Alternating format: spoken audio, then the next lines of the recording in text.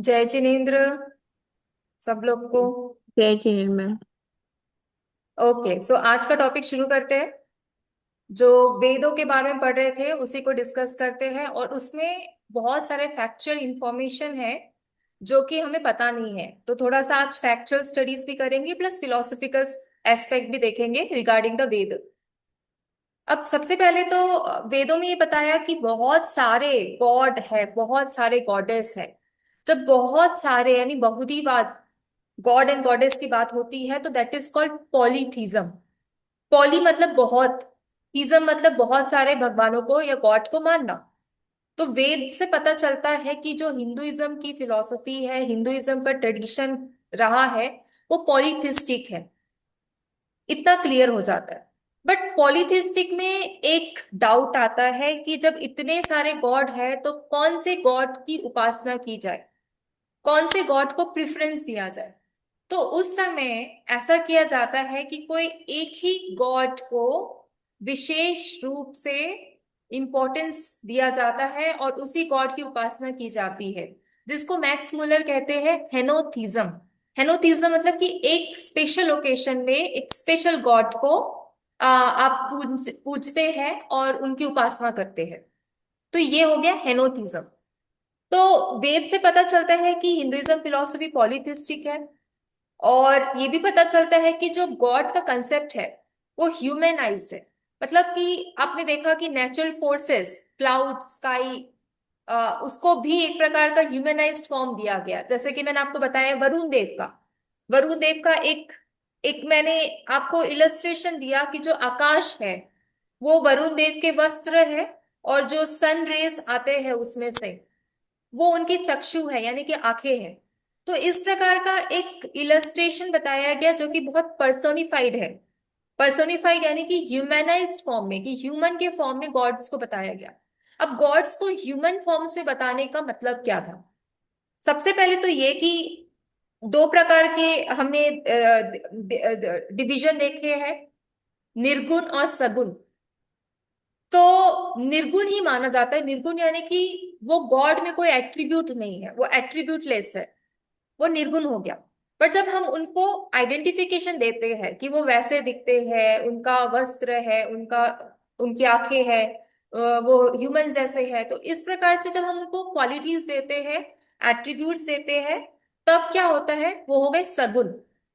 उनमें हमने गुण गुण बता दिए। बट जो ओरिजिनल फॉर्म ऑफ गॉड है वो निर्गुण ही है। अब सगुण देने का मतलब ये है कि जब हम उस गॉड की उपासना करें तो हम उससे रिलेट कर पाए और अपनी प्रॉब्लम्स को बहुत अच्छे से उन तक पहुंचा पाए। तो प्रॉब्लम्स पहुंचाने के लिए प्रेयर पे इंपॉर्टेंस दिया गया। ठीक है, प्रेयर पे बहुत ज्यादा इंपॉर्टेंस दिया गया। प्रेयर के बहुत सारे फॉर्म्स बताए गए। जैसे कि मंत्र चैंटिंग भी एक पार्ट ऑफ प्रेयर्स है। अगर मंत्र चैंटिंग नहीं तो यज्ञास, यज्ञ नहीं तो फिर जो रिचुअल्स में आते हैं, अगरबत्ती, दिया और जो भी उपासना के तरीके हैं, वो सब अपनाना इज कॉल्ड प्रेयर। तो प्रेयर पे फोकस किया गया। और सब जो भी उनके मेथड्स हैं उसमें सबसे कॉमन जो क्राइटेरिया है वो यही होता है कि धर्म। धर्म ही ऐसा कंसेप्ट है जो सारे जो अलग अलग कंसेप्ट है उसको यूनाइट करके रखता है, और कोई कॉन्फ्लिक्ट नहीं आने देता है। क्योंकि अगर धर्म जहाँ पे स्टेब्लिश हो गया, मतलब जो भी चीजें होंगी वो रूल्स एंड कंडक्ट के हिसाब से होगी। वहां पे कोई ऐसा काम नहीं होगा कि जो कि जिस प्रकार से बोल सकते हैं कि ऐसा कोई काम नहीं होगा कि जो लिखा नहीं गया हो, किसी ने बोला नहीं गया, मतलब काफी सिस्टमेटाइज्ड वे से चीजें होगी। बट यहाँ पे ये जानना जरूरी है, जब भी हम गॉड के बारे में पढ़ रहे हैं, तो ये जानना जरूरी है कि वेदों में कभी भी आइडल वर्शिप को सेंटर नहीं माना गया है। जैसे हम बोल रहे हैं कि गॉड की उपासना कर रहे हैं, एक गॉड को मेन सेंटर में रखा जा रहा है, उनकी उपासना की जा रही है। बट इसके अलावा, इसके बाद भी ये रिलीजन को आइडल सेंट्रिक नहीं माना गया है। वो इसलिए क्योंकि प्रेफरेंस तो हमेशा निर्गुण फॉर्म, निर्गुण को ही दिया जाता है। निर्गुण गॉड को ही दिया जाता है जिसमें कोई गुण नहीं है, और जो कि एक ही है, जिसको मोनोथीस्टिक बोलते हैं, आगे वो देखेंगे। तो यहाँ पे फिलोसफिकल आइडियाज क्या है वेदों का? सबसे पहला तो ये कि ये प्रकृतिवाद है। प्रकृतिवाद यानी कि जो नेचुरल चीजें हैं, स्काई, सन, क्लाउड, ये नेचुरल चीजों को ही वो गॉड मान के चलते हैं। और इसी वजह से प्रकृतिवाद के अलावा उनको बहुदेववाद बोलते। बहु मतलब बहुत सारे देव, बहुत सारे देवों की फिलॉसफी है ये, तो इसलिए इसको बोलते हैं बहुदेववाद। नेचुरलिस्टिक पॉलीथिज्म, पॉलीथिज्म मतलब बहुत सारे गॉड। अब बहुदेववाद के बाद भी यहाँ पे प्रेफरेंस दिया गया है सिंगल गॉड को, और इसलिए इसको बोलते हैं एक ईश्वर। एक ईश्वर मतलब मोनोथीज्म। एक ही ईश्वर की जब बात की जाए तो इसको मोनोथीज्म बोला जाता है। अब हिंदुइज्म में हमेशा जो वर्ड यूज किया जाता है वो है पॉलीथिज्म, मतलब बहुत सारे गॉड। बट जब, जैसे कि अभी लास्ट सेमेस्टर में हमने पढ़ा था कि स्पिनोजा बोलते हैं कि एक ही तत्व है, एक ही सब्सटेंस है, तो उनकी फिलॉसफी हो गई मोनोथिस्टिक फिलॉसफी। तो वैसे यहाँ पे monotheism single concept of God को कहा जाता है। तो जैसे कि हमने अद्वैतवाद सुना है, अद्वैत मतलब कि नॉन ड्यूअल, दो नहीं है, एक ही है, जिसको एकवाद भी बोलते हैं और मोनिज्म भी बोलते हैं। तो वैदिक थॉट जो है वो नॉन थीस्टिक पॉलीथीज्म है। नॉन थीस्टिक मतलब इनका प्रेफरेंस आइडल वर्शिपिंग को नहीं दिया गया है, इनका प्रेफरेंस निर्गुण, निर्गुण गॉड को दिया जाए जिनमें गुण नहीं है। तो गॉड भी नहीं, वो निर्गुण ब्रह्मांड बोलो या निर्गुण सत्य बोलो। तो इस प्रकार से वेदों में जो गॉड का कंसेप्ट है उसको समझा गया है। अब वैदिक, वैदिक मोनोथिज्म क्या होता है, ठीक है, वैदिक मोनोथिज्म को समझते हैं। तो सबसे पहले तो ये बात क्लियर होनी चाहिए कि वैदिक रिलीजन जो है, सबसे पहला पॉइंट पॉलिथिस्टिक है। पॉलिथिस्टिक है इसीलिए जो हमारा जो कनेक्शन होना चाहिए गॉड से, वो क्लोज कनेक्शन होने के लिए यहाँ पे मोनोथिस्टिक का कंसेप्ट आया है। क्योंकि जब पॉलीथिज्म आ जाता है तो डाउट, स्केप्टिसिज्म बहुत बढ़ जाता है कि किस गॉड की पूजा करें। कस्मे देवाय हविषा वेदेहम, ऋग्वेद में दिया है कि कौन से गॉड की हम उपासना करें। तो वेद में बहुत सारे गॉड है, जैसे मैंने आपको नाम भी बताया, मित्र, वरुणा, अग्नि, सोम, इंद्र, ये सारे गॉड नेचुरल चीजों को रिप्रेजेंट करते हैं। जब ये सब चीजें नेचुरल चीजों को रिप्रेजेंट कर रहे हैं, मतलब यहाँ पे भी गॉड के बीच में कॉन्फ्लिक्ट नहीं होना चाहिए। और इसी वजह से जो कॉन्सेप्ट है रीत का कॉन्सेप्ट, प्रिंसिपल ऑफ रीत, वो वो बहुत ही ज्यादा मायने रखती है।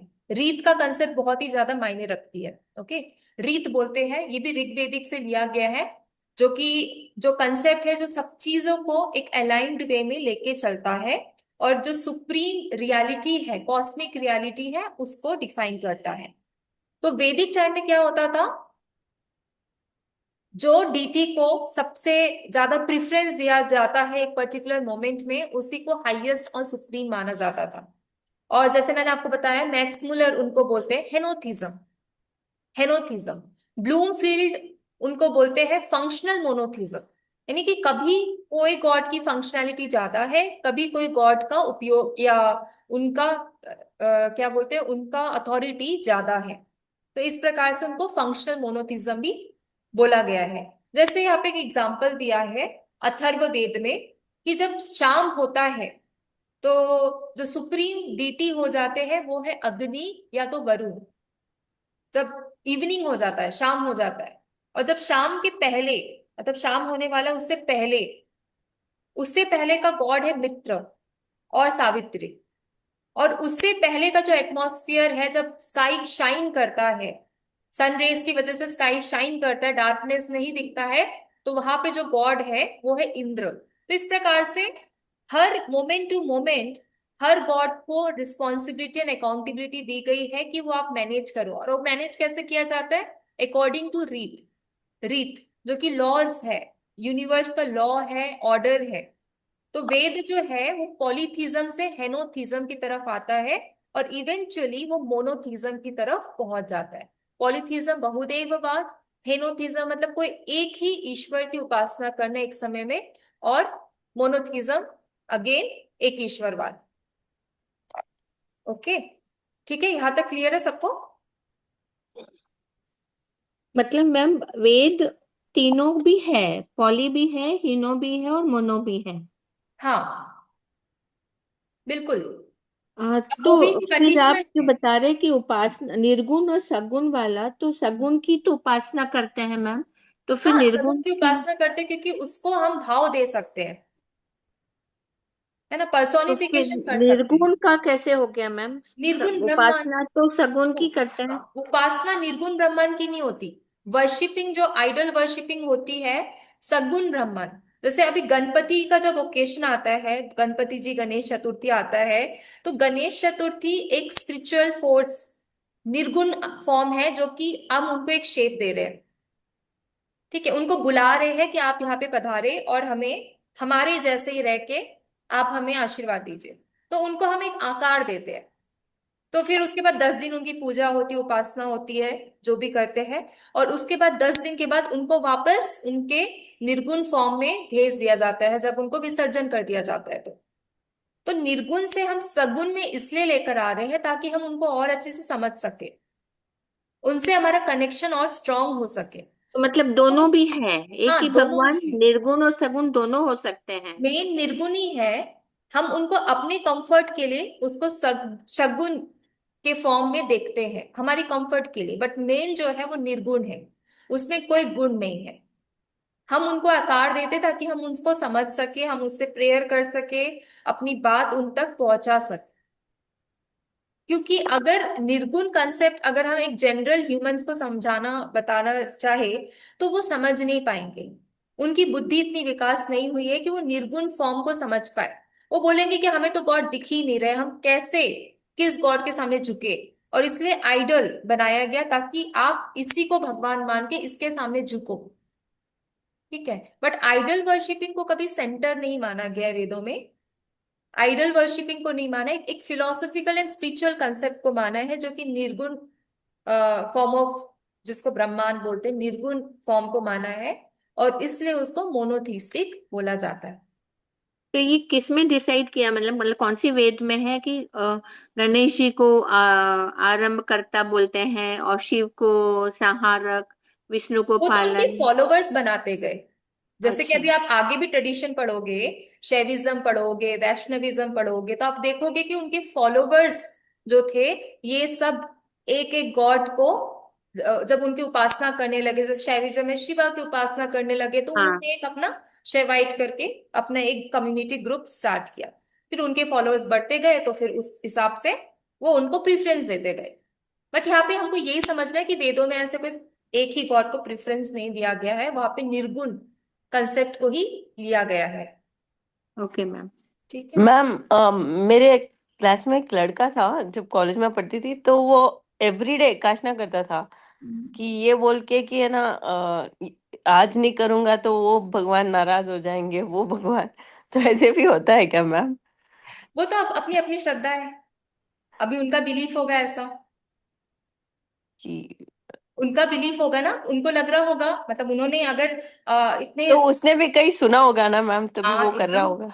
हाँ एकदम उन्होंने सुना होगा कहीं ना कहीं। उस हिसाब से ही फिर उनका वो कंसेप्ट जा रहा होगा कि ऐसा गॉड बुरा मान जाएंगे। क्योंकि बचपन में भी हमें बताया जाता है कि गॉड के पास आप अगर अच्छे से बिहेव नहीं करोगे, बच्चों को बोला जाता है ना, आप अच्छे से बिहेव नहीं करोगे तो वो बुरा मान जाएंगे, वो नहीं, धन उसका ये जाएंगे। कहना था कि इस भगवान के बोल, तो आज मैं शिव का एकाशना कर रही हूँ, कल गणपति जी का एकाशना नहीं करी तो शायद गणपति जी बुरा मान जाएंगे उस देखिए, अब तो उनके विचार है, वो उनका ओपिनियन है, बट ऐसा कुछ होता नहीं है। ऐसा कोई भगवान नहीं है जो बुरा मान जाएंगे। ठीक है।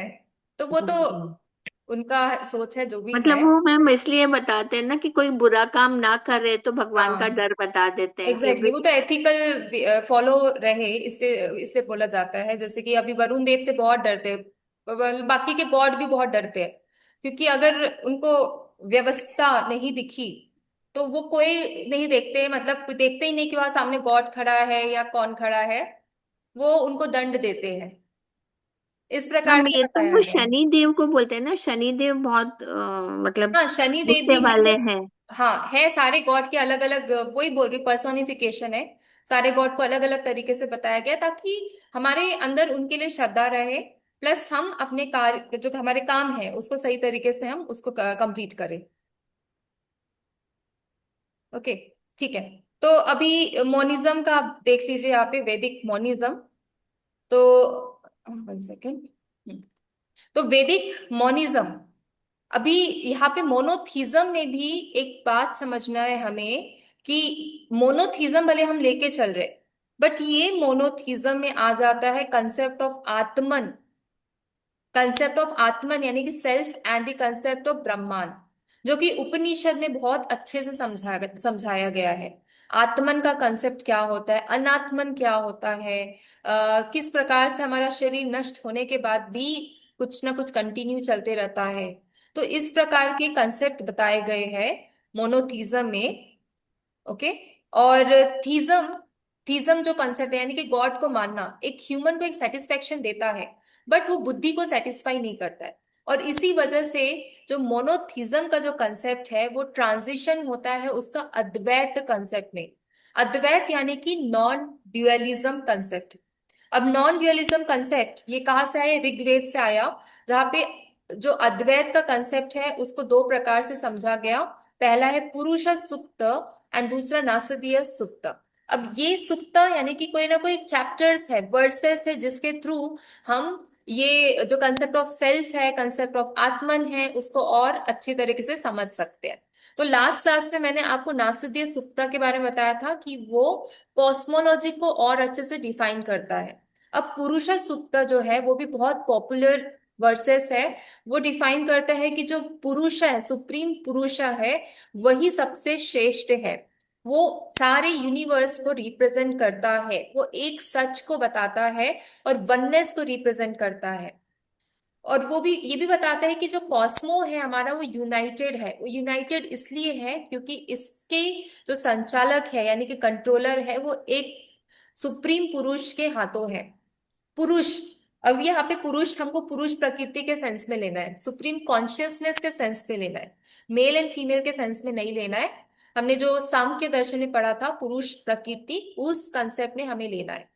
तो अभी ये जो कंसेप्ट है इसको बोलना है, इसको बोला गया है निमित्तोपादन ईश्वरवाद, पेनेंथिज्म। पेनेंथिज्म यानी कि जो गॉड है वो सब जगह पे है, उसका एग्जिस्टेंस सब जगह पे है। आप प्रूव नहीं कर सकते कि यहाँ पे जो मूर्ति है उसमें ही गॉड है, और जो आसमान में जो स्काई दिख रहा है वही गॉड है।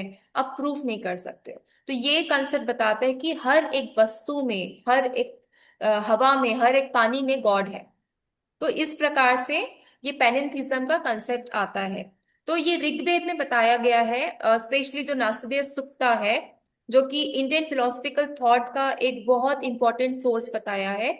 यहाँ पे बोला गया है कि निर्गुण ब्रह्मांड, जो मैं आपको बता रही हूँ, निर्गुण ब्रह्मांड वही अद्वैत का कंसेप्ट है। उसी को शंकराचार्य ने डेवलप किया है लेटर स्टेज में, कि निर्गुण ब्रह्मांड क्या होता है और क्यों निर्गुण ब्रह्मांड का जो अस्तित्व है, एग्जिस्टेंस है, वो गॉड से भी ऊपर होता है। तो ये सारे कंसेप्ट ऋग्वेद में बताया गया है। और ऋग्वेद में जो एग्जाम्पल्स दिए गए हैं वो पॉलीथीज्म है, पॉलीथीज्म बहुदेववाद, हेनोथीज्म एक ईश्वरवाद, मोनोथीज्म, अद्वैत, ये सब के एग्जाम्पल ऋग्वेद में दिए गए हैं। तो हिंदुइज्म के गॉड को समझना है तो ऋग्वेद को समझ के, उसको पढ़ के हम और गहराई से उस चीज को समझ सकते हैं। और ऋग्वेद में क्या पढ़ना है, पुरुष सुक्तम, जहां पे बताया गया कि सुप्रीम पुरुष कैसे होता है। तो ये दो जो सुक्ता है काफी इंपॉर्टेंट है, पुरुष सुक्ता एंड नासदीय सुक्ता। पुरुष सुक्ता में सुप्रीम पुरुष के बारे में बताया गया है, और नासदीय सुक्ता में कॉस्मोस के बारे में बताया गया है, यूनिवर्स के बारे में बताया गया है। तो जब भी आप कॉस्मो, सेल्फ, अदर वर्ल्ड, ये सब जो कॉन्सेप्ट है, एब्स्ट्रैक्ट कॉन्सेप्ट के बारे में जब पढ़ते हो तो वो मेटाफिजिक्स में आ जाता है। क्योंकि ये हम अनुभव नहीं कर सकते, इसको बुद्धि से भी नहीं समझा जा सकता।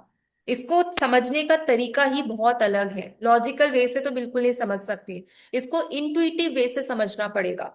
और इसी वजह से ये सब्जेक्ट टोटली अलग है। इसके लिए हमें अब हमारी लॉजिक भी डेवलप्ड होनी चाहिए, प्लस हमारा एक्सपीरियंस भी अच्छा होना चाहिए, प्लस हमारे अंदर एक श्रद्धा होनी चाहिए कि हम इंट्यूशन को समझ सके। तो इसलिए ये सब्जेक्ट काफी लोगों को कॉम्प्लिकेटेड लगता है, बट ऐसा नहीं है। अगर हम ये कुछ ना कुछ कैपेबिलिटीज हमारे अंदर डेवलप कर ले, जैसे इंट्यूटिव कैपेबिलिटीज, अब ये कैसे डेवलप होगा, मेडिटेशन। तो ये सब चीजें अगर हम डेवलप कर ले तो ये कंसेप्ट को समझना और आसान हो जाता है। ठीक है। तो अब थोड़ा सा मैं वैदिक लिटरेचर का एक बार रिवाइज करा देती हूँ कि क्या क्या है इसमें, कितना वास्ट है ये। हालांकि इसको पूरा हमें पढ़ने की जरूरत नहीं है, बस हमको समझना है कि इसमें इसमें है क्या क्या, वेद वेद के जो सेक्रेड बुक्स है उसमें क्या क्या है। ठीक है। तो अभी तो ये समझ आ गया कि ये ओल्डेस्ट लिटरेरी रिकॉर्ड है इंडो आर्यन सिविलाइजेशन का, और इसमें स्पिरिचुअल नॉलेज बहुत ज्यादा है। आपको मटेरियलिस्टिक नॉलेज भी मिलेगा, बट सबसे ज्यादा जो नॉलेज मिलेगा वो है स्पिरिचुअल नॉलेज। ठीक है। वेद जो है वो डिराइव हुआ है संस्कृत संस्कृत वर्ड से। 1 सेकेंड। हाँ, तो वेद जो है वो संस्कृत वर्ड से डिराइव हुआ है, जिसका जो है विद, VID। विद का मतलब होता है नॉलेज। विद्या जिससे आया बाद में, विद्या का मतलब नॉलेज। तो विद का मतलब होता है नॉलेज और रिविलेशन और जानना। तो वेद का मैंने क्लासिफिकेशन बताया आपको। श्रुति, श्रुति मतलब सुनना। फिर आप पुरुष है भी बताया, यानी कि पुरुष ने नहीं बनाया है उसको, वो गॉड गिफ्टेड है। फिर ये जो कंसेप्ट है ये नित्य है। नित्य माने तो आपको समझता होगा कि इट इज ऑल इटर्नल। तो सबसे जो पुराना वैदिक लिटरेचर है वो 4 क्लासिफिकेशन में डिवाइडेड है, 4 वेदों में। 4 वेदों में डिवाइडेड है, जिसको संहिता भी बोलते हैं, क्योंकि इसमें बेसिकली मंत्रास है, collection of mantras as it is. जहां जो भी शब्द मंत्र दृष्टा यानी कि ऋषि मुनियों ने बताया, वो शब्द एज इट इज वहां पे कलेक्ट करके रखा गया। ठीक है। फिर सेकंड जो है वो ब्राह्मणास है। ब्राह्मणास में रिचुअल्स बताए गए कि किस प्रकार के रिचुअल्स फॉलो करने चाहिए। सुबह उठ के कौन से मंत्र की चैंटिंग करनी चाहिए, क्या करना चाहिए, वो पूरे ब्राह्मणास में बताए गए। फिर आरण्यकास, फॉरेस्ट। अभी वो ऋषि जो होते थे, जो मंत्र दृष्टा जो होते थे, वो फॉरेस्ट में उनका निवास होता था। और क्योंकि वो फॉरेस्ट में रहते थे तो फॉरेस्ट की विधि टोटली अलग है। फॉरेस्ट में तो बहुत सारे मेडिसिनल प्लांट्स भी मिल जाते हैं, और इसी वजह से आर्यनिकास के लिटरेचर से बाद में जो आयुर्वेद आया उसमें ऐसे काफी नॉलेज बताए गए जो कि जिससे कि बहुत सारी बीमारियों का इलाज जिसमें है। अभी भी ये लिटरेचर को काफी एक्सप्लोर नहीं किया गया है। अगर इसको और एक्सप्लोर किया जाए तो हमें शायद और जो बड़ी बड़ी बीमारियां हैं उसका इलाज यहाँ पे मिल सकता है।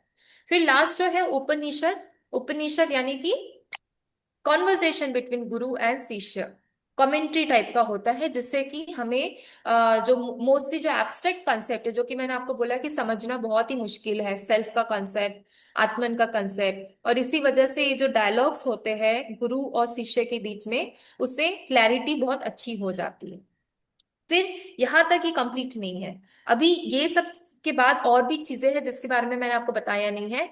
वो है लेटर वैदिक लिटरेचर, वेदांगस, अगेन ऑर्गन ऑफ वेद। ठीक है। अभी ऑर्गन ऑफ वेदा में क्या है कि वो सारी चीजें बताई गई, जिसमें जैसे कि ग्रामर, और कौन से वस्त्र पहन के हमें वेद को पाठ करना चाहिए, कौन से टाइम में पाठ करना चाहिए, यानी कि एस्ट्रोलॉजी, ये सब चीजें वेदांगस में आ जाते हैं। फिर उसके बाद सूत्रास, सूत्रास वर्सेस है बहुत सारे। फिर उपवेदा है, वेदों के बाद भी क्या होता है। फिर धर्मशास्त्रस है, पुराणस है। और पुराणस में जैसे कि इसमें बताया गया है कि तीर्थ के स्थान, कौन से भगवान की उपासना, कौन से भगवान की उपासना कब करनी है, ये सब पुराणस में बताया गया है। फिर फिर इतिहास, इतिहास में जैसे कि महाभारत काल, रामायण काल। अभी इतिहास जब आया, जब एपिक्स की जब बात आई, तो वेदों से हटकर ये बात आने लगी, और यहाँ पे जो बात आई वो मोस्टली इस रिलेटेड थी कि लोगों को कल्चर कैसे दिया जाए, लोगों को धार्मिक कैसे बनाया जाए। क्योंकि लोग जब तक धर्म और अधर्म को नहीं समझेंगे तब तक वो धर्म को फॉलो नहीं कर सकते। आपको सीधा बोल दिया गया कि ये ग्लास में शरबत है, पी लीजिए और इससे आपका हेल्थ अच्छा हो जाएगा, तो शायद बहुत लोग नहीं पिएंगे, क्योंकि उनके दिमाग में ये डाउट रह जाएगा कि हमें पीना चाहिए नहीं पीना चाहिए। और इसीलिए सिर्फ वेदों से हमारा यहाँ पे काम नहीं चलने वाला था, और इसी वजह से जो इतिहास है उससे हमें रियलिटी समझ आई। ठीक है। तो ये सब चीजें पढ़ना बहुत जरूरी है, ताकि जो इतने वास्ट नॉलेज है इंडियन नॉलेज सिस्टम का, ये जो पूरा नॉलेज है, बेस है, उसके बारे में हमें समझ आ जाए। तो श्रुति लिटरेचर में क्या क्या आ गया। वेद, ब्राह्मणास, आरण्यकास, उपनिषद, फिर स्मृति। स्मृति मतलब जिसको हम याद करते हैं, क्योंकि वो समझ, मतलब सुन के हम नहीं उसको ग्रहण कर पाएंगे, उसको हमें बार बार सुनना पड़ेगा। तो उसमें आता है वेदांगस, पुराणस, उपवेदा एंड इतिहास। तो ये श्रुति लिटरेचर एंड स्मृति लिटरेचर का एक क्लासिफिकेशन दिया है यहाँ पे। आप लोग इसको लिख भी सकते हो, ताकि आपको एक क्लैरिटी हो जाए कि वेद कितना वास्ट है। और इसको बिल्कुल भी ऐसा नहीं है कि एक दो क्लासेस में खत्म कर दे और हमने पूरा पढ़ लिया। हम तो बस अभी एक बेसिक इंफॉर्मेशन ले रहे हैं अबाउट द वेद, वैदिक कल्चर, वैदिक साइंस और उपनिषद, ये सब ग्रंथों के बारे में हम अभी एक बेसिक इंफॉर्मेशन ले रहे हैं। बट ये इंफॉर्मेशन से क्या होता है, हमारी नॉलेज बढ़ रही है। जैसे कि अभी स्वामी विवेकानंद कहते हैं कि जब तक हम जब जब हम अपने रिलीजन को समझ रहे हैं, ठीक है, तो रिलीजन को समझने के लिए ग्रंथों को समझना बहुत इंपॉर्टेंट है। ग्रंथ, अब यहाँ पे तो इतने सारे ग्रंथ हैं, सारे ग्रंथ को तो पढ़ नहीं सकते, बट उसमें से कुछ कुछ बातें अगर उसमें से ले सकते हैं तो हम एक ओवरऑल वे में रिलीजन को समझ सकते हैं। और इसी वजह से स्टडी ऑफ रिलीजन में जो लिटरेचर है, जो भी ग्रंथ है, उसको भी समझना पढ़ना बहुत जरूरी होता है।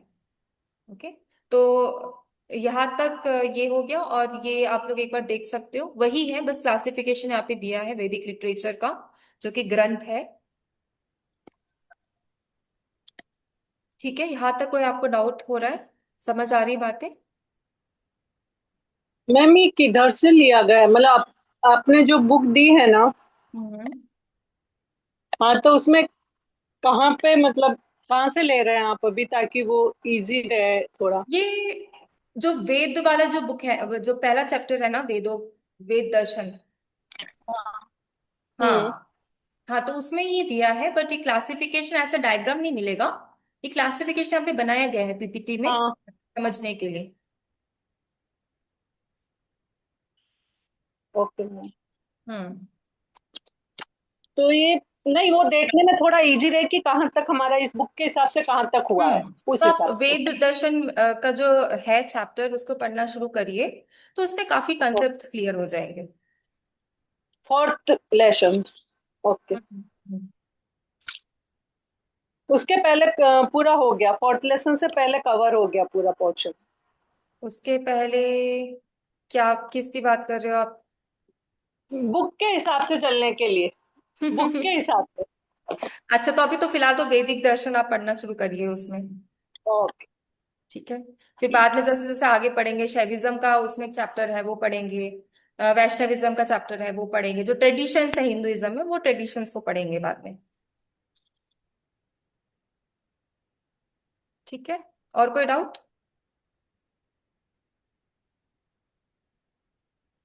सबको क्लियर हो रहा है?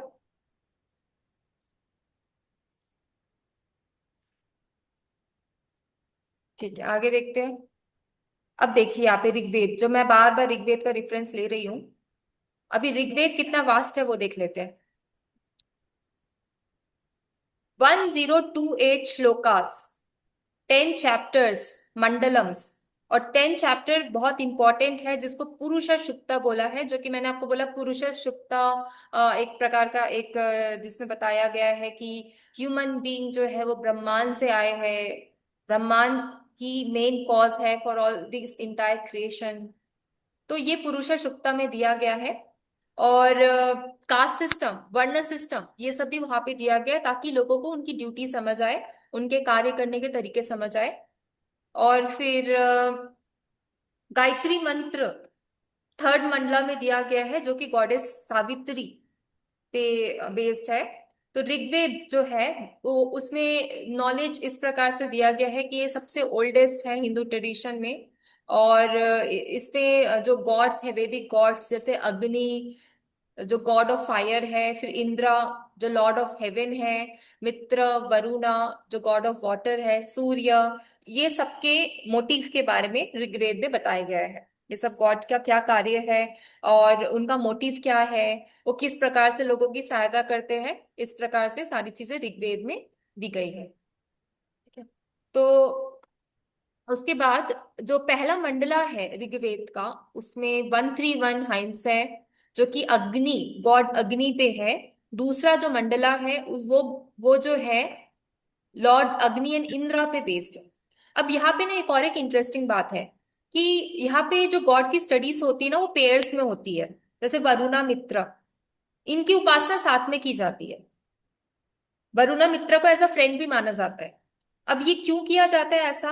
वो इसलिए क्योंकि उनकी जो एक्टिविटीज है वो काफी सिमिलर है। क्लाउड, वाटर, ये आपको सिमिलैरिटीज में दिख सकती है। तो ये एक रीजन है, प्लस इसके भी मल्टीपल रीजंस है कि वो उनको पेयर में क्यों वर्शिप किया जाता है। ड्यूअल ही मान के चला जाता है, जैसे कि पुरुष शक्ति, पुरुष प्रकृति, ऐसे ड्यूअल मान के चला जाता है। ठीक है। और फिर थर्ड मंडला में गायत्री मंत्र के बारे में बताया गया है, जो कि हिंदू कल्चर का सबसे इंपॉर्टेंट मैन्यूस्क्रिप्ट है। फोर्थ मंडला में वामदेव गौतम के बारे में है। फिफ्थ एंड सिक्स मंडला में फिर उसके बाद विषादेव, अश्विन, उषा, इस प्रकार के गॉडों के बारे में, गॉड्स के बारे में दिया गया है। तो इस प्रकार से आप देख सकते हो कि ऋग्वेद में बहुत ही माइन्यूटली ये सारे गॉडेस के बारे में बताए गए हैं। उनमें जो चैप्टर है, मंडला है, उसमें ये सारे कंसेप्ट्स दिए गए हैं। ठीक है। अब गायत्री मंत्र, जिसको सावित्री मंत्र बोलते हैं, गायत्री जो कि सिंबल ऑफ लाइफ। तो ऋग्वेद, सेकेंड ना,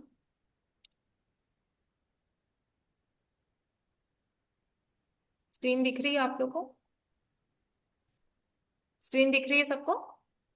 यस मैम। Yes ma'am.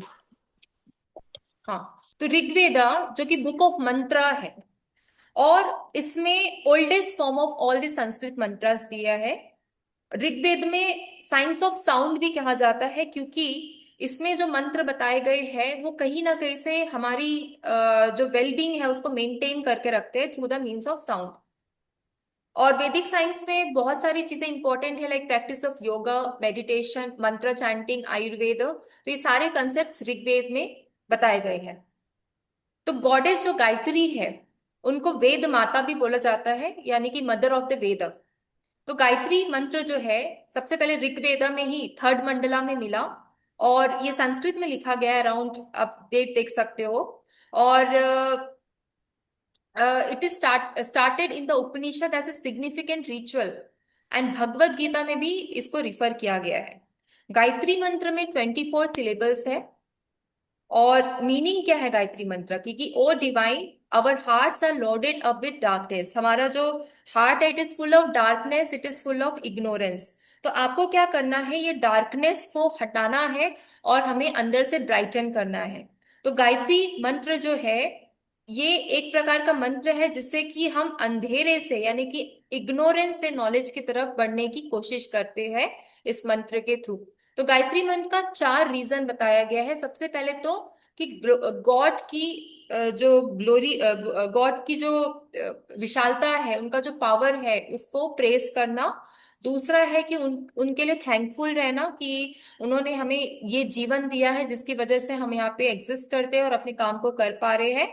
तीसरा है कि फॉरगिवनेस मांग लेना, अगर हमसे कोई गलती हो गई तो हम क्षमा क्षमा उनसे मांग ले, ताकि हमें हमारी जो पाप है वो कम हो जाए। और चौथा है कि गॉड से रिक्वेस्ट किया जाए कि हमें जो अंधकार का जीवन है उससे हमें ब्राइटनेस की ओर लेके चले, उजाले की तरफ लेके चले। तो गायत्री मंत्र, गायत्री देवी जो है वो इनकारनेशन है सरस्वती देवी की, जो कि लॉर्ड ब्रह्मा के साथ ही वो उनकी पूजा की जाती है, उपासना की जाती है। और ये जो देवी है वो शक्ति को सिंबलाइज करते हैं। शक्ति यानी कि स्ट्रेंथ को। शक्ति प्लस देवी जो बोलते हैं, Devi is like a quality of knowledge, purity and virtue. ठीक है। तो इस प्रकार से हमें समझ आता है कि गायत्री जो मंत्र है हमें अंधकार, जो डार्कनेस है, वहां से हमें ज्ञान की तरफ लेके जाते हैं। तो ये यहाँ पे ब्रह्म ऋषि विश्वामित्र की बात हुई है, जो कि गायत्री मंत्र को बहुत ज्यादा प्रचार करते हैं। और वो गायत्री मंत्र के बेनिफिट्स के बारे में बात करते हैं। और जो जो हिंदुइज्म में जो यंग मेल्स होते हैं, जो उनकी उपन्यान सेरेमनी होती है, तो वहां पे भी गायत्री मंत्र का चैंटिंग किया जाता है। गुरु उनको गायत्री मंत्र बताते हैं। गुरु के थ्रू वो जो बच्चे होते हैं पहली बार गायत्री मंत्र सुनते हैं, ताकि उनका जीवन जो है वो अंधकार से उजाले की तरफ जा सके। तो गायत्री मंत्र जो है it's a prayer of spiritual stimulation which is address to the sun, Gayatri Devi. और विश्वामित्र के द्वारा इसको बनाया गया, थर्ड बनाया गया यानी सुना गया, क्योंकि वो मंत्र दृष्टा थे तो उन्होंने ये मंत्र सुना एंड फाइनली वो सबको ये बात बताई। और ये जो मंत्र है it is taken from the third mandala in Rigveda. Gayatri mantra को सावित्री मंत्र भी कहा जाता है, क्योंकि ये जो सावित्री है जो सन है उस पे ही इनको बेस यानी कि माना गया है। और गायत्री जो है वो नॉलेज लेकर आते, विजडम लेकर आते। तो ये एक शॉर्ट में मैंने आपको बताया गायत्री मंत्र का। आप इसका पूरा मीनिंग भी देख सकते हो, जो मंत्र है उसके क्या मीनिंग है और उसका क्या इंपॉर्टेंस है, उसकी चैंटिंग से कितनी बेनिफिट्स है, वो सब भी आप पढ़ सकते हो। ठीक है, अब इसको मैं स्किप करती हूँ, क्योंकि ये कास्ट सिस्टम, वर्ण सिस्टम के बारे में बताया जो कि पुरुषा शुक्ता, वो भी जो भी ऋग्वेद से रिफर है उसके बारे में बताया कि कैसे एक कास्ट सिस्टम बना, बट उसमें हम अभी नहीं जाएंगे। ठीक है, तो फिर उसके बाद आता है सेकंड यजुर्वेद। सिंपली मैं बताती हूँ। यजुर्वेद में जो पहले तो संहिता यानी कि कलेक्शन ऑफ मंत्रास है इसमें। अब यजुर्वेद में भी इसके दो प्रकार है, शुक्ल वेद। शुक्ल मतलब जहां पे वर्सेस को बहुत ही नीटली अरेंज करके रखा गया है on the basis of their date और on the basis of their significance, उसको अच्छे से क्लियर वे में अरेंज करके रखा गया है। दूसरा है कृष्ण यजुर्वेद। कृष्ण यजुर्वेद जो है वो एक स्कूल को रिप्रेजेंट करता है, ब्रह्मा स्कूल और शुक्ल यजुर्वेद स्कूल, आदित्य स्कूल इसको रिप्रेजेंट करता है, जिसमें जो संहिता दिए गए या जो मंत्र दिए गए हैं वो हमारे लिए आज रखे गए ताकि हम उसके इंपॉर्टेंस को समझ सके और उसको अपने डेली लाइफ में यूज कर सके। ठीक है, तो ये कृष्ण वेद यजुर्वेद, जो वाइट यजुर्वेद यानी कि शुक्ल यजुर्वेद और कृष्ण यजुर्वेद ऐसे करके क्लासिफिकेशन दिया गया है ताकि हम समझ सके कि हमें कौन से वेदों को पढ़ना चाहिए। तो इस हिसाब से हमें अभी कृष्ण यजुर्वेद को पढ़ सकते हैं और उसके थ्रू हम अपनी लाइफ को चेंज कर सकते हैं। ओके ओके ओके फाइन सिमर जी, कोई बात नहीं। ठीक है, तो इतना क्लियर है आप सबको। थोड़ा मैंने पहले ही बोला था आपको कि फैक्चुअल है थोड़ा सा, तो थोड़ा सा ध्यान दीजिए। और यहाँ पे जो स्लाइड में दिया गया है वैदिक रिचुअल्स के बारे में दिया गया है। अब मैं इसको सिंपली बताती हूँ कि वैदिक रिचुअल्स में चार प्रकार के जो मेन बोल सकते हैं, चार चार चीजें बहुत इंपॉर्टेंट है। सबसे पहला तो जो रिचुअल करा रहे हैं वो इंपॉर्टेंट है। दूसरा जो रिचुअल्स में बैठे हैं जो कर रहे हैं वो इंपॉर्टेंट है। तीसरा जो कि चैंटिंग करते हैं, जो वेदों की चैंटिंग कर रहे हैं वो इंपॉर्टेंट है। और चौथा ब्रह्मा, जो कि ये जो भी रिचुअल्स हो रहे हैं, प्रोसीडिंग्स हो रहे हैं उनकी देख रेख कर रहे हैं। तो इस प्रकार के चार लोग इंपॉर्टेंट होते हैं वैदिक रिचुअल में। और वैदिक रिचुअल में चार लोगों का होना बहुत इंपॉर्टेंट है जो कि रिचुअल्स को एक सक्सेसफुल तरीके से कंडक्ट करते हैं। तो नाम पे मैं नहीं जा रही हूँ फिलहाल, क्योंकि हमारा मकसद है वेदों को समझना, उनके कल्चर को समझना। अब आता है सामवेद, जो कि म्यूजिक से रिलेटेड है और इसको वेद ऑफ मेलोडीज भी कहा जाता है। और इस पर्टिकुलर वेद ने उपनिषद को भी बहुत इन्फ्लुएंस किया है, प्लस हमारे जो सिक्स हिंदू फिलोसफी के स्कूल है पर्टिकुलरली वेदांत, उसको बहुत ही इन्फ्लुएंस किया है। और आज की जो डांस सिस्टम है, क्लासिकल म्यूजिक डांस, वो सब चीजें जो है वो सामवेद से कहीं ना कहीं रिलेट करते हैं और वहां से अपनी नॉलेज को प्राप्त किए हुए हैं। ओके, ठीक है। अथर्ववेद बहुत ही इंपॉर्टेंट वेद है और बहुत इंटरेस्टिंग है, क्योंकि यहाँ पे डिसीज के बारे में दिया गया है, प्रिवेंशन यानी कि डिसीज से मुक्त कैसे हो सकते हैं, इविल स्पिरिट से मुक्त कैसे हो सकते हैं, ये बताया गया है। और इसको वेद ऑफ द मैजिकल फॉर्मूला भी बोला गया है। तो यहाँ पे कुछ रॉयल रिचुअल्स ड्यूटीज बताया गया जो कि प्रीस्ट परफॉर्म करते हैं, जिसके थ्रू उन जो भी डिसीज है, बीमारियां है, उससे बाहर निकला जा सके। ओके, और ये बहुत ही ओल्डेस्ट मैन्युस्क्रिप्ट है आयुर्वेद के हिसाब से, मेडिसिन के हिसाब से, क्योंकि यहाँ पे सिर्फ फिजिकल डिसीज के बारे में नहीं दिया गया है, इसमें मेंटल डिसीज के बारे में भी दिया गया है। और इसमें जो बुक में जो और भी चीजें बताई गई है वो फिलोसफिकल थॉट, वर्ल्ड हैप्पीनेस या वर्ल्ड पीस, ये सब चीजों के बारे में भी बात की गई है। शांति, धर्म, सोसाइटी, ये सारी चीजों के बारे में अथर्ववेद में बात की गई है। ओके, ठीक है, इतना क्लियर आप सबको? अभी आगे ज्यादा डिटेल में नहीं जाएंगे। आरण्यकास का मैं थोड़ा सा बता देती हूँ। आर्यनिकास में लॉज ऑफ नेचर्स बताया गया है कि नेचर नेचर कैसे काम करता है। नेचर को समझेंगे तो हमारी देवता की क्वालिटी को भी समझ पाएंगे।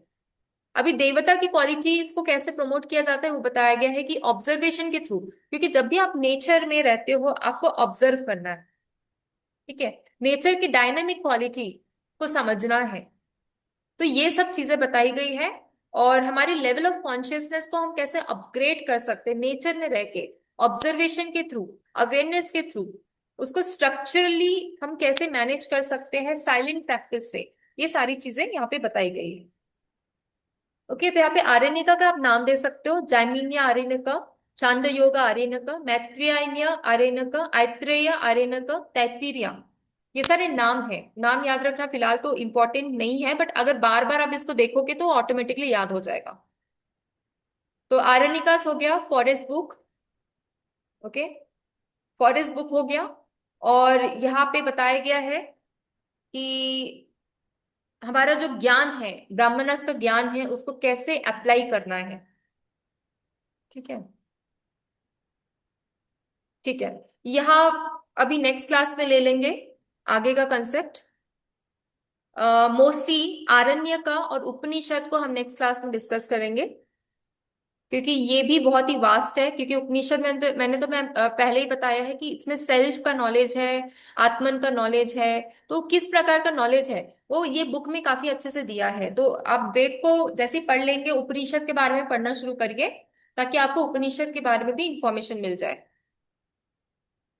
ठीक है, तो नेक्स्ट क्लास में हम उपनिषद के बारे में पढ़ेंगे, प्लस वेदों और उपनिषद में क्या भेद है, क्या डिफरेंस है, वो पढ़ेंगे। उपनिषद का इंपॉर्टेंस क्या है, उपनिषद हमारे लिए क्या यूजफुल है, उसका क्या बेनिफिट है, ये सारी बातें हम नेक्स्ट क्लास में करेंगे। ठीक है, तो आज हमने क्या पढ़ा? सबसे पहले तो हमने देखा वेद का जो स्ट्रक्चर है उसके बारे में देखा, प्लस जो वेद की फिलॉसफी है वो क्या है, और जो गॉड, हिंदुइज्म में जो गॉड की फिलॉसफी है, पॉलोथीज्म, हेनोथीज्म, मोनोथीज्म, ये सब क्या है इसके बारे में देखा। प्लस लास्ट में हमने पूरा स्ट्रक्चर देखा वेद का, कितने वास्ट है, कितनी सारी क्लासिफिकेशन है। फिर पुरुषा सुक्ता की बात की कि पुरुषा सुक्ता में क्या दिया है इसके बारे में हमने पढ़ा। और फिर अल्टीमेटली हम आरण्य का जो कि फॉरेस्ट बुक है उसके बारे में देखे। और फिर ये कंक्लूजन में आए कि अभी फिलहाल और पढ़ना बाकी है, तो नेक्स्ट क्लास में उपनिषद और आरण्यकास का हम कंसेप्ट देखेंगे। ओके, और इस कॉन्सेप्ट के बाद हम जो हिंदुइज्म से जो बाद में डॉक्ट्रिन्स आए, ट्रेडिशंस आए, शैविज्म, वैष्णविज्म, उसके बारे में आगे की क्लास में बात करेंगे। ठीक है, अभी आप लोग बताइए, आप लोग ने क्या सीखा यहाँ पे, और क्या इंटरेस्टिंग लगा आज की क्लास में, ये सारी चीजें बताइए अभी।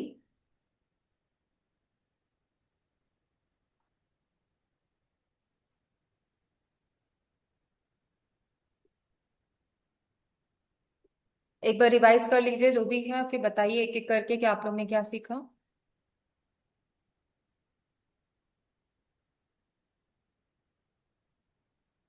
मैम वही बताया आपने कि पॉलीथिज्म, हेनोथिज्म एंड मोनोथिज्म तीनों में है। तीनों भी भगवान का मतलब पॉली में बहुत सारे भगवान में से किसी एक भगवान को चुनना है तो वो मोनोथ हो गया है। हम्म। और भगवान है वो निर्गुण होते हैं, पर हमको अगर उनसे रिलेट करना होता है तो हम उनको सगुण मान करके उनकी पूजा उपासना करते हैं। हम्म। पर वो रहते निर्गुण ही है। हम्म, बिल्कुल। और फिर तो वही वेदास को ही आपने बताया कि वेद है, उपनिषद है, हम्म। अलग अलग प्रकार के अरण्यकास हैं और ब्रह्मणास है। हम्म।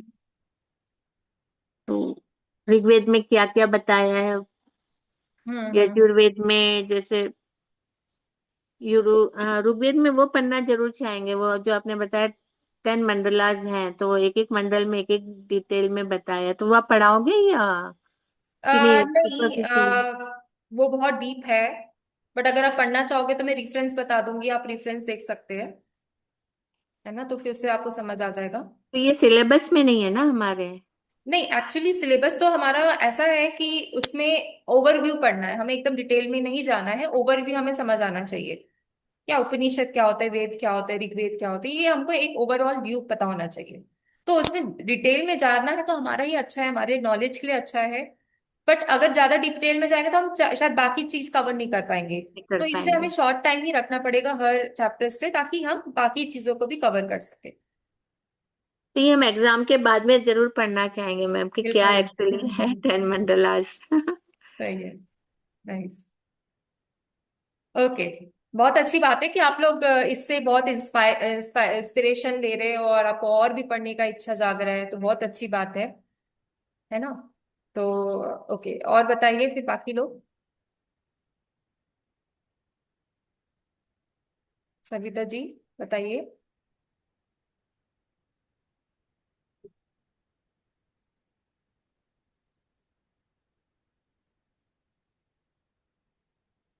आपकी आवाज मैं नहीं आ रही है, अनम्यूट कर लीजिए।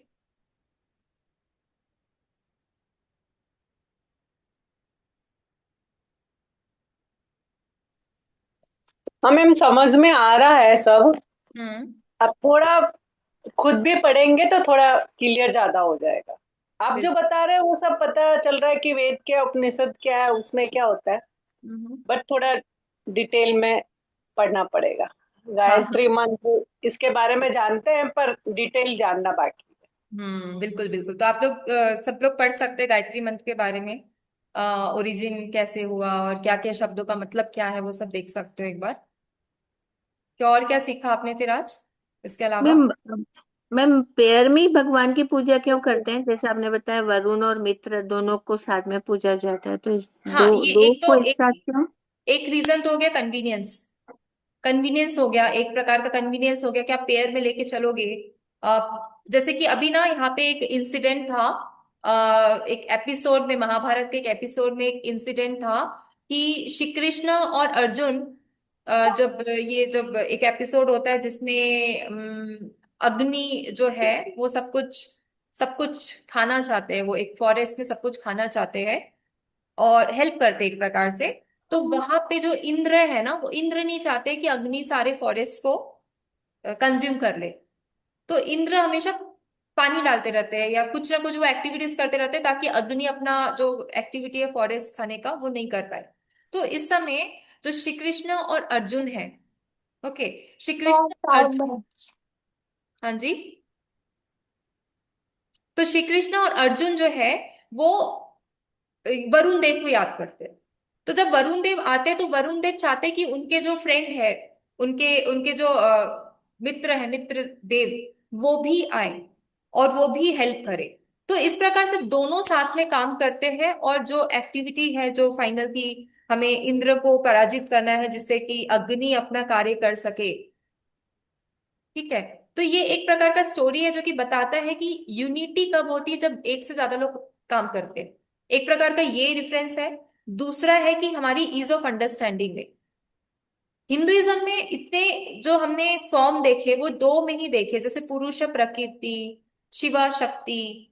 इस प्रकार के जब हम फॉर्म्स देख रहे हैं तो हम ड्युअलिज्म को, कंसेप्ट को ज्यादा अच्छे से समझ पा रहे हैं। ठीक है।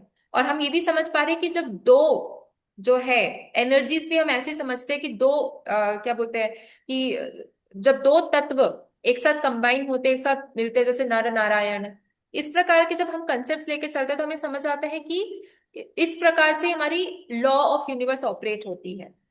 ठीक है।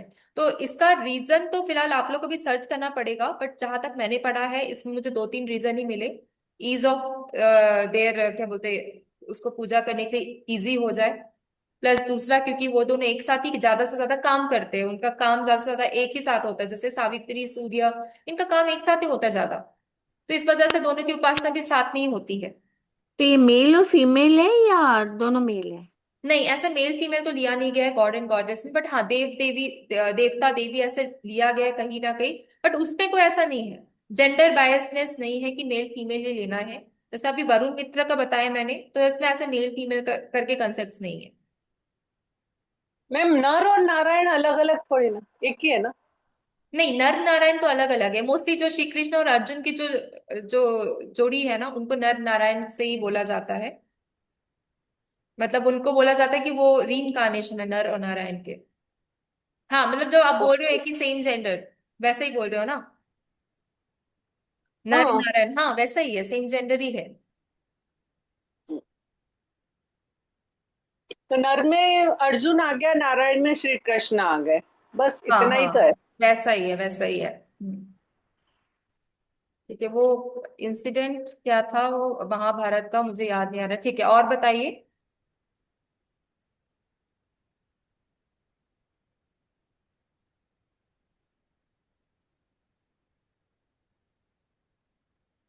बाकी लोग भी बताइए। हाँ, खांडवा फॉरेस्ट, मुझे नाम याद नहीं आ रहा था। खांडवा फॉरेस्ट, खांडवा ठीक है। फॉरेस्ट खांडवा दहन करके एक उसमें चैप्टर है, जिसमें बताते हैं कि फिर उसके बाद इंद्रप्रस्थ जब आता है, माया, हाँ, माया के थ्रू जब तो इंद्रप्रस्थ बनाया जाता है। लाख का बनाया हाँ हुआ खांडव तो उसको वो कहते जो, हैं। हाँ हाँ हाँ, तो ये जो कंसेप्ट है, तो इसी से मैंने बताया था कि इंद्र को क्योंकि कॉन्क्वेयर करते हैं ना, इंद्र को जीतते हैं वरुण मित्र, और उनकी वजह से इंद्र को कॉन्क्वेयर करते हैं, और इसी वजह से वहाँ पे इंद्रप्रस्थ बनता है। ठीक है, ओके। बाकी मीनाक्षी जी, क्या सीखे आज? बहुत कुछ तो बता दिया इंदिरा जी ने। उसके बाद में जैसे श्रुति साहित्य और स्मृति साहित्य का भी आपने डिटेल बताया था। हम्म श्रुति साहित्य में चार प्रकार का आपने बताया था: वेदास, ब्राह्मणास, आरण्यकास, उपनिषद।